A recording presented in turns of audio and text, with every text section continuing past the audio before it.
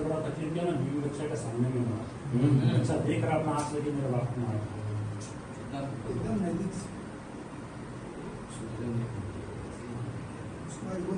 भाई को ना नौकरी छोड़ दी, अपने पति के संग रहने के लिए सरकारी जॉब छोड़ दी, मेरी संग रही।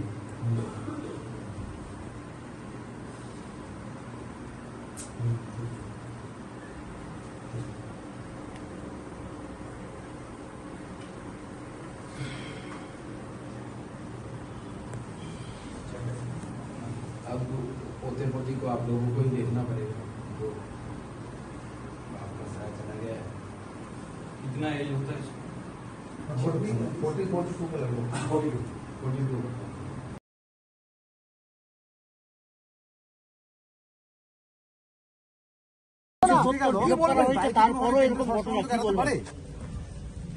দেখুন, এতগুলো জঙ্গি ঢুকলো, ওখানে তো রাজ্য সরকার আছে, আপনি কেন্দ্রীয় স্বরাষ্ট্রমন্ত্রীকে কেন প্রশ্ন করছেন? রাজ্য সরকার আছে তো ওখানে। আমরা তো বলিনি যে ওখানে রাজ্য সরকার তাড়াতাড়ি ভোট করিয়ে রাজ্য সরকার প্রতিষ্ঠা, সুপ্রিম কোর্ট বলেছে, আমরা সুপ্রিম কোর্টের নিয়ম আদেশ মেনেছি। সুপ্রিম কোর্ট যদি না বলতো তাহলে এত তাড়াতাড়ি ভোটও হতো না, পুরো দমে কেন্দ্রীয় শাসন থাকতো। সুপ্রিম কোর্ট বলেছে বলে আমরা মেনেছি। কিন্তু দায়ী তো সবার, যথেষ্ট কি নিরাপত্তা ছিল না? দায়ী তো সবার। তো ভোটের আগে তো আমরা পুলওয়ামা দেখেছি, তখনও তো একই ধরনের ঘটনা ঘটেছে। 300 ডিরেকশনে একটা গাড়ি ঢুকে গেল, সেনাবাহিনীর কনভয়ে হামলা হলো। আপনি মোদী সরকারের আগের হামলার সংখ্যা আর মোদী সরকারের পরের হামলার সংখ্যা গুনুন, আমাদের কম না হলে আমরা সরকার ছেড়ে দেবো। স্ট্রং অ্যাকশনের দাবি জানাবেন? অবশ্যই স্ট্রং অ্যাকশনের দাবি আমরা জানাচ্ছি, এবং স্ট্রং অ্যাকশন হবে। মাননীয় প্রধানমন্ত্রী তার বিদেশ সফর ছেড়ে চলে এসছেন, মাননীয় গৃহমন্ত্রী ওখানে বসে আছেন, কাউকে ছাড়া হবে না। সার্জিক্যাল স্ট্রাইক, নিরাপত্তা তো সময় হলে বলবে কি হবে। নিরাপত্তা নিয়ে একটা প্রশ্ন উঠছে, কি বলবেন? দেখুন, নিরাপত্তা নিয়ে তো কাশ্মীরে সব সময়ই প্রশ্ন আছে। কাশ্মীর শুধু নয়, ভারতবর্ষে যে জায়গায় ডেমোগ্রাফি পরিবর্তন হয়েছে সেই জায়গায় নিরাপত্তা নিয়ে প্রশ্ন আছে। ওটা তো কাশ্মীর। আপনি কি জানেন, কালকে রাত্রিবেলা মালদার অমৃতি বলে একটি গ্রামে নৃশংসভাবে গলা কেটে খুন করা হয়েছে হিন্দু এক যুবককে, আর একজন আহত। কারণ বিগত কয়েকদিন ধরে অমৃতির হিন্দু গ্রামগুলোতে, হিন্দু বাড়িগুলোতে শুধু চুরি হচ্ছিল। গ্রামের লোক সবাই মিলে রাত পাহারার ব্যবস্থা করে। এই মৃত্যুর জন্য কাকে দায়ী করবেন? গলা কেটে মারা হয়েছে, যেভাবে জবাই করা হয় মানুষকে, যেভাবে খাসি জবাই করে, বকরি জবাই করে, সেইভাবে মানুষকে জবাই করা হয়েছে। একজন হসপিটালে, একজন মারা গেছে। পরিবারের সাথে কথা হলো, কি বললেন? পরিবারের সাথে কথা হলো, পরিবারের পরিবেশ শোকস্তব্ধ স্বাভাবিক। বাবা মা তার স্নেহের সন্তানকে হারিয়েছে। তাদের 3 সন্তান, 3 জনেই সরকারি চাকরি করেন। 2 ভাই কেন্দ্রীয় সরকারি এবং 1 ভাই রাজ্য সরকারে। বুঝতেই পারছেন, পড়াশোনায় খুব ভালো এনারা, পুরো 3 ভাই খুব ভালো অবদান রেখেছেন, এবং ইনি তো সেন্ট্রাল গভর্নমেন্টের খুব গুরুত্বপূর্ণ জায়গায় মনীষবাবু কাজ করতেন, এবং তার চলে যাওয়া আমাদের দেশের ক্ষতি। এরকম মৃত্যু মিছিল কবে বন্ধ হবে? মৃত্যু মিছিল তবেই বন্ধ হবে যবে মানুষ ধর্মের নামে মানুষ খুন করা বন্ধ করবে। কিন্তু সেটা কবে? হিন্দু নিধন হচ্ছে এভাবে। অবশ্যই হিন্দুদেরকে টার্গেট করে মারা হচ্ছে। শুধু কাশ্মীর নয়, মুর্শিদাবাদে হয়েছে, মালদায় আজকে আমি বললাম গতকাল রাতে মালদায় হয়েছে। প্রত্যেকটি জায়গায় একের পর এক ঘটনা ঘটছে।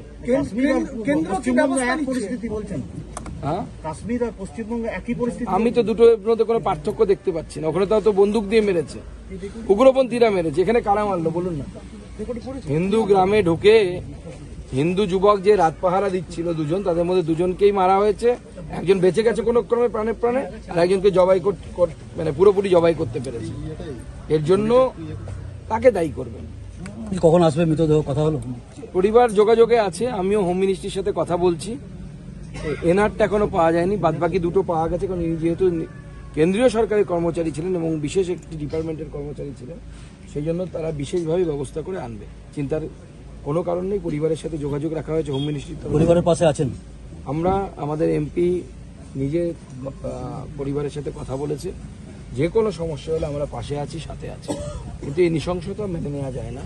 গোটা ভারতবর্ষের নয়, গোটা পৃথিবীর মানুষকে ভাবার প্রয়োজন হয়েছে আছে বলে আমার মনে হয় এই মুহূর্তে, যে ধর্মের নামে এই যে মানুষ খুন করা, এই ধরনের মানসিকতা, তত্ত্ব, ধর্মীয় চিন্তাধারা, তাদের সবাইকে রিজেক্ট করা উচিত। জঙ্গিদের কি বলবেন? মর্মান্তিক ঘটনা গোটা ভারতবর্ষ শুধু নয়, পৃথিবী স্তম্ভিত হয়ে গেছে। কি ধর্ম, কি রূপ এর, যে ধর্ম জিজ্ঞেস করে করে প্রয়োজনে প্যান্ট খুলে মানুষের ধর্মীয় পরিচয় কনফার্ম করে তারপরে গুলি মারা হয়েছে, কলমা পড়তে বলা হয়েছে। তো অদ্ভুত ধরনের নৃশংসতা আমরা দেখতে পাচ্ছি। আমার মনে হয় গোটা দেশে এ নিয়ে প্রতিবাদ হওয়া উচিত এবং আপনারা মাননীয় প্রধানমন্ত্রীকে চেনেন, আমরাও চিনি। প্রত্যেকটা রক্তবিন্দুর হিসেব। পশ্চিমবঙ্গ 3 জন সুপুতকে হারিয়েছে, তার মধ্যে অন্যতম আমাদের এই ঝালদার, পুরুলিয়া লোকসভার অন্তর্গত, পুরুলিয়া জেলার অন্তর্গত ঝালদায় আমাদের মনীষ রঞ্জন বাবু খুব ভালো একজন মানুষ ছিলেন। সবাই বলছে, পাড়া প্রতিবেশী থেকে শুরু করে, তাকে নৃশংসভাবে যেভাবে হত্যা করা হয়েছে এটা মেনে নেওয়া যায় না। বলছি সুকান্তদা, আজকে ফিরহাদ হাকিম বেহালাতে যে মারা গেছে তার বাড়িতে গিয়ে বলছে যে 56 ইঞ্চি বডি কোথায় গেল, কি বলবেন এটা নিয়ে?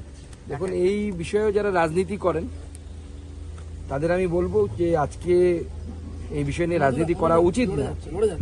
তবু যদি ওনাকে গুনতে হয়, ওনার 2 জন ভাই হুড়প্রাপ্তি হয়েছে আজকে সকালবেলা, আরো বাদবাকি যারা যুক্ত আছে ওনার ভাইয়েরা সবার হুড়প্রাপ্তি হবে, চিন্তা নেই। আপনি যে ধর্মের কথা বলছেন, এই জঙ্গিরা তো জঙ্গি, সে মুর্শিদাবাদ হোক বা কাশ্মীর হোক। তাহলে ধর্ম জিজ্ঞেস করলে খুন করলো কেন? জঙ্গিদের যদি ধর্ম না থাকে তাহলে জঙ্গিরা খুন করার আগে ধর্মটা জিজ্ঞেস করলো কেন? আমাদেরকে শেখানো হয়েছে সেকুলারিজমের নামে অনেক মিথ্যে জিনিস, তার মধ্যে এটা একটা, যে জঙ্গিদের ধর্ম হয় না। আমরা দেখতে পাচ্ছি জঙ্গিদের প্রত্যেকের ধর্ম হয়, এবং যাদেরকে মারছে তাদেরকেও জিজ্ঞেস করে মারছে যে তোমাদের ধর্ম কি। আজকে পুরুলিয়া রাজনৈতিক কর্মসূচি আছে আপনার একটা,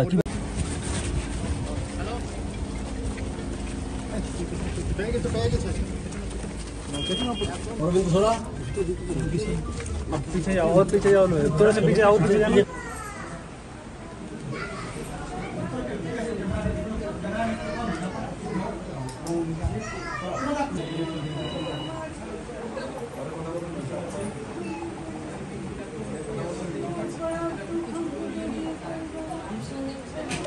बात करो, ठीक है?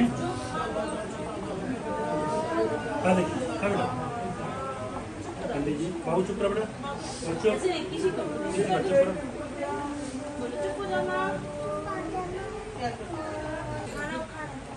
ठीक है, पापा को ध्यान दीजिएगा। इनका अभी तक नहीं आया। समीर वहाँ का आया है, मेरे पास मैं घंटा का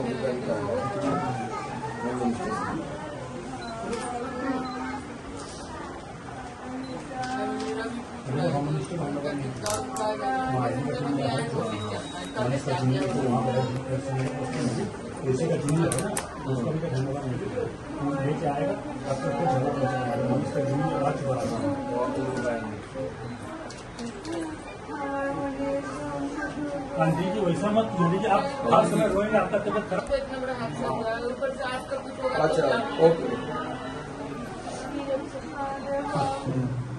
मैं एक्साइज हूँ, बड़े वाले जो मिनिस्टर कौन होते हैं सेंट्रल में, 2 भाई सेंट्रल में है,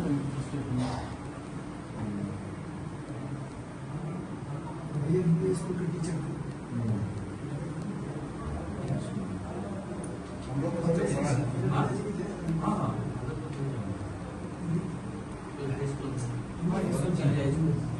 PIC थे।